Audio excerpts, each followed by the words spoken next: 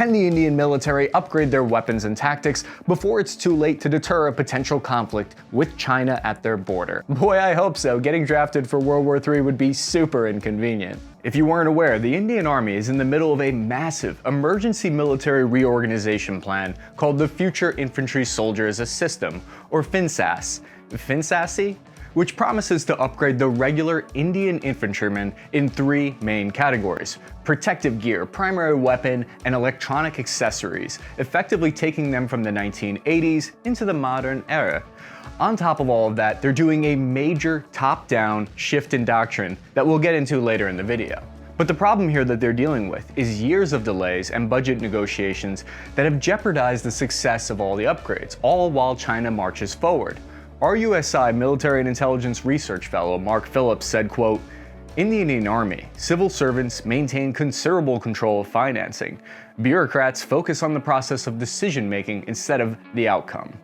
Isn't bureaucracy the best? We should really just have the DMV run the military. It's nice to know that some red tape out there is still uncuttable. For instance, the Indian Army has had all kinds of delays working with the Russians, where they've been trying to replace their decades-old INSAS rifle.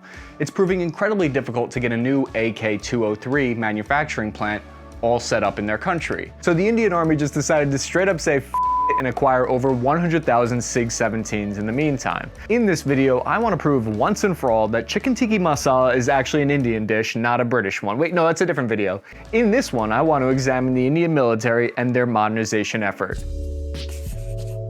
If you like getting your defense information from a washed-up former average infantryman, then fire around at that like and subscribe button. So why is it important to the whole world that the Indian Army successfully upgrade? What's at stake here? Nothing too important, just freedom. Since India got their independence from Britain in 1947, they've been dealing with violent disputes all along their border with Pakistan and China. In 1959, India granted asylum to the Dalai Lama after China occupied Tibet. This led to the 1962 Sino-Chinese War, where they battled it out at elevations as high as 16,000 feet in freezing temperature with horrible weapons that jammed. They had canvas shoes for cold weather gear. India lost their strategic objectives and they lost some land. It was a wake-up call. They needed to upgrade their military to protect their newfound country. Over the past 20 years, there have been many low-intensity conflicts, especially in the mountainous Ladakhi region, where in 2020, you probably remember seeing footage of the Indian and Chinese army literally duking it out right at the border, throwing punches with both sides suffering dozens of casualties. If you were like me, you were probably wondering why professional military troops were using fisticuffs and not firearms. Well, it's because of a 1996 treaty that had forbidden anything other than melee. What's stopping us from making that law in every war? Just determine every winner through like a giant UFC match. Well, I for one think it's poetic that this is the one place in the world that we could go from throwing low-tech fists 1 second to nukes the next. God help us. In light of these recent conflicts, the Prime Minister of India, Narendra Modi, recently made a risky move. He decided to cozy up to the US and NATO. The partnership between the two countries was a no-brainer. We both love democracy and we both love Hollywood. The biggest part of their military modernization effort is adding combined operations, that fighting doctrine, to their repertoire. And the US military is the GOAT at combined ops warfare. I sound like a boomer saying that term. At the same time, the Indian Army is the greatest of all time at mountain warfare. No offense to the 10th Mountain Division, but the Himalayas are a little bit higher than the Adirondacks. The Indian and US military meet yearly to cross-train and learn each other's deepest, darkest secrets. What I mean is they learn each other's military strategies. Future battles will be determined by India's ability to coordinate between their Army, Navy, and Air Force. So why hasn't India already been doing that? Well, it turns out there's a very good reason for the delay of integration. In an article for Bloomberg written by Sodhi Ranjan Sen, he said it best when he said, quote, "Over the decades, Indian leaders kept military command and control divided to avoid coups that were once common in the neighborhood, while bureaucrats and military officials have resisted proposals for unification that have been around since the 1990s, mostly due to turf wars. The current structure is proving a disadvantage in countering China." So the three Indian military branches weren't coordinating to avoid infighting where they might throw a coup and overrun the government. This integration isn't as easy as it sounds though. It's not as simple as just getting all the Indian officers and generals in one room and having them bond over making jokes at the expense of the lower enlisted, which is how I imagine all officers' meetings go. Remember, as of a few years ago, India is now the world's largest military with a strength of over 1.2 million troops. But military analysts point out that this force is bloated and under-equipped, so at least I have that in common with the Indian military. So the three branches have to get past this hurdle of having this tradition of being walled off from one another. The Indian Department of Military Affairs ordered the Indian Army to draw up a plan for integrating with the Navy and Air Force and their operating structures by 2024. The Indian government has stayed kind of hands-off and they haven't interfered with the feuds between the three services. So the Army has been able to get a little carried away and they've had 60% of the military funding while sacrificing the Air Force and Navy budgets. Here in the US, we found the best way to integrate the branches is by simply creating memes making fun of each other. Nothing builds unit cohesion better. The Indian Army really has no way for the Air Force to talk to the Army. So for instance, in 2019, one of their jets destroyed an enemy base in Pakistan, at which point the Indian Army was put on alert, but they had no idea what was going on or how to react. By consolidating under one single office, the Chairman Joint Staff Committee, it'll help cut costs and help with this consolidation. I know it's scary when things join forces. It's like when Walmart took everything over. You don't know how powerful it's gonna become, but they have to take their chance. Quick update on the main point of the video. I found out that legend has it, chicken tikka masala was actually invented by an Indian chef, but while he was in Britain. Now they just need to figure out how to turn that into a good MRE. So what's China's strategy here that the Indian Army needs to counter?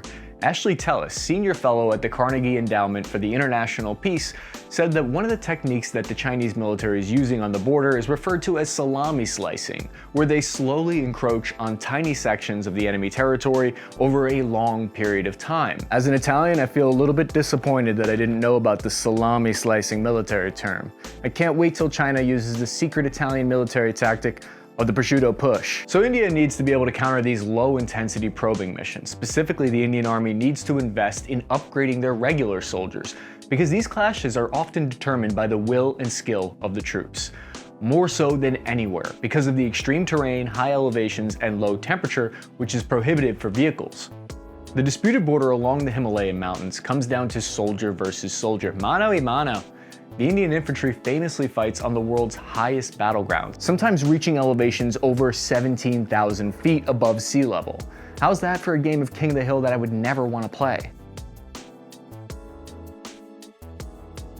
One of the major challenges that the Indian Army faces is with getting rid of their old 1998 INSAS 5.56 weapons, which were found to jam frequently at these high altitudes in cold weather.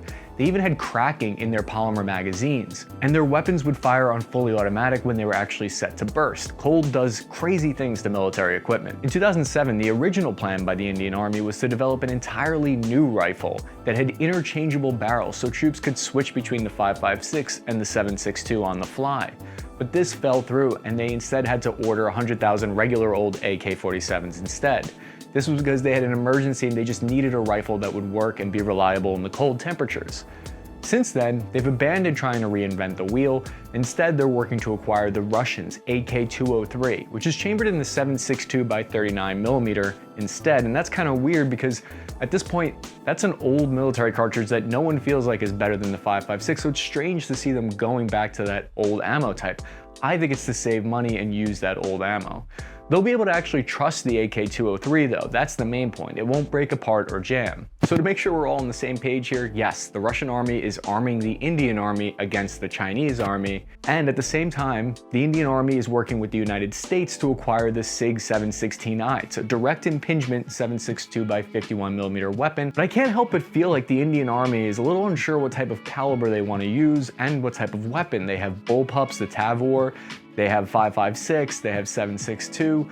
It feels a little like they're unsure which caliber is the right way to go. But they're cutting corners at the same time. They're getting ammo and optics from really cheap sources. Well, my message to the Indian Army about that is simple. I understand where you're coming from. I've been down that road. I've ordered cheap Amazon equipment thinking I'd save money, and then I ended up with garbage and I had to pay double to get decent stuff. In another sign of trouble for the Future Soldier program, The Indian Army Vice Chief of Army Staff, Lieutenant General Philip Campos, announced in 2015 that they would split up the FINS program into two separate programs. The first will work to replace their assault rifle and personal equipment, and that contract's valued at over $600 million, while the second part will be a battle management system, which includes a computer and communications devices. For the first part of the program, it will include the new uniforms that will have an internal heating and oxygen system. The Indian Army historically used the best and worst helmets available. The uniquely Indian invention of the pack-to helmet offers amazing front and side protection, but zero top protection. It claims to be able to stop a .7.62 round. Am I the only one that thinks that Star Wars ripped off this helmet? It looks the same. Then they use this ancient 1974 fiberglass helmet that they're planning to replace with the IHIPS as soon as possible. It'll also feature a vest with sensors to monitor their health and get them quick medical relief, finally making it so the soldiers don't have to take the time to memorize a 9-line medevac card. Indian infantry will finally be getting 180,000 units of level 4 body armor. If you look at their military and all of their videos and their equipment, a lot of their soldiers don't have body armor yet, so it's going to be great that they're getting this. They're also going to be getting a radio for each soldier that'll be connected to a GPS. They even want to add solar charging devices to each uniform because of how fast batteries die in the cold. Each Indian soldier will be equipped with a USB 2.0 palm-top GPS navigation device, which is hooked up to a secured radio and electronic warfare data manager. This is absolutely key to the success of the Indian Army's combined operations shift in doctrine, so upgrading the soldier on the ground is also related to the changes in doctrine. It'll let them transfer text messages so they can make plans for combat and at the same time make plans for drinks after work. Wait, I'm not done yet. We still need to answer why it's taking suspiciously long for the Indian Army to implement these advancements. And truly, I just need someone else to share this new unhealthy obsession I have with the Indian Army. No one else understands me but you. My girlfriend doesn't want to hear one more Indian Army fact. To really understand the Indian military-industrial complex, you need to understand that they've had some cases of corruption that have since overshadowed it. Now obviously I'm not one of those edgelords who's against the military-industrial complex. You know the type, the one that pretends that much of the technology that makes our life easy today wasn't actually born out of military programs, but at the same time there is some shady going on out there sometimes. In the 1980s and 1990s, many prominent Indian and Swedish government officials were accused of accepting kickbacks from Saab Bofors for military upgrade programs. Since then, India has wanted to keep the involvement of private military defense companies to a minimum. They want to keep it all in-state, and they want to keep it inside their borders. So the Indian companies like Tata Advanced Materials and Tata subsidiaries like Nelco are working on their night vision and body armor, but this favoritism for public organizations like the DRDO is holding back their ability to be efficient. Defense analyst Mark Phillips said, quote, "Government policies towards private sector participation in defense industry prevent the emergence of vibrant alternatives to state-run enterprises. As a result, the Indian military is beholden to the government-run DRDO, whose performance is a matter of debate and controversy," which is a really nice, polite way of saying public government-run institutions in India aren't very good at producing military equipment. So these corruption investigations in India are part of the reason why it's taken from 2007 to 2022 for them to be able to really start moving on the FINS program. With the procurement of the SIG 716s, that's the real first tangible sign of progress. So in conclusion, the Indian Army remains the world's most formidable mountain fighting force. They rely on their massive size as their main deterrence in war. They've historically taken a defensive position, but with the rise of the Communist Party in China right at their neighborhood in their backyard, they're having to seriously rethink some of their old doctrine, like having military branches separated to avoid coups. It remains an open question whether they're going to be able to acquire the AK-203 and body armor in large numbers. But the next 2 or 3 years will really be make it or break it for the Indian Army, and I have faith in them based on their historical track record. I'm your average infantryman, Chris Cappy. Thank you for watching. Check out another episode while you're here.